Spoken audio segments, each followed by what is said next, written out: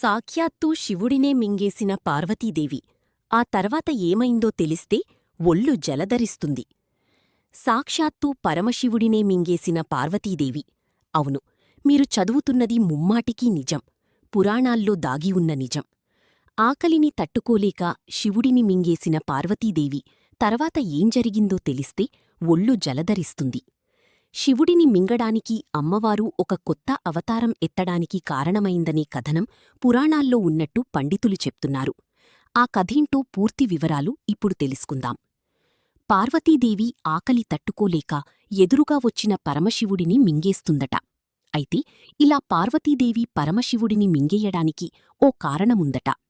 శివుణ్ణి మింగేసిన పార్వతీదేవి ధూమావతీదేవి అవతారమెత్తుతుందట.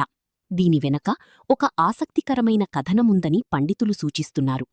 ఆ పురాణ కథేంటో ఇప్పుడు తెలుసుకుందాం. పురాణగాథ. ఒకానొక సమయంలో కైలాసంలో పార్వతీదేవికి తీవ్రమైన ఆకలి వేస్తుందట. శివుణ్ణి ఆహారం కావాలని అడుగుతుందట. అయితే శివుడు ధ్యానంలో మునిగి ఉండి ఆహారం ఏర్పాటు చెయ్యడంలో కాస్త ఆలస్యం చేస్తారట. అప్పుడు ఆకలిని తట్టుకోలేక పార్వతీదేవి పదేపదే ఆహారం అడిగినా శివుడు ధ్యానం నుంచి లేవకపోవడంతో పార్వతీదేవికి బాగా కోపం వస్తుందట. కోపం మరియు ఆకలితో ఉన్న పార్వతీదేవి ఎదురుగా ఉన్న పరమశివుణ్ణి మింగేసి తన ఆకలి తీర్చుకుంటుందట. ధూమావతీదేవిగా అవతారం. శివుడు లయకారుడు మరియు గరళకంఠుడు, విషాన్ని గొంతులో దాచుకున్నవాడు. ఆయనను మింగిన వెంటనే శివుని గొంతులోని విషం వల్ల మరియు ఆయన తేజస్సు వల్ల పార్వతీదేవి శరీరం నుండి పొగలు రావడం మొదలవుతాయట. ఆ సమయంలో శివుడు ఆమె గర్భం నుండి బయటకు వస్తూ, "నువ్వు నన్నే మింగేశావు కాబట్టి ఇప్పుడు నువ్వు విధవవు, భర్తలేని స్త్రీ అయ్యావు" అని చెప్తాడట.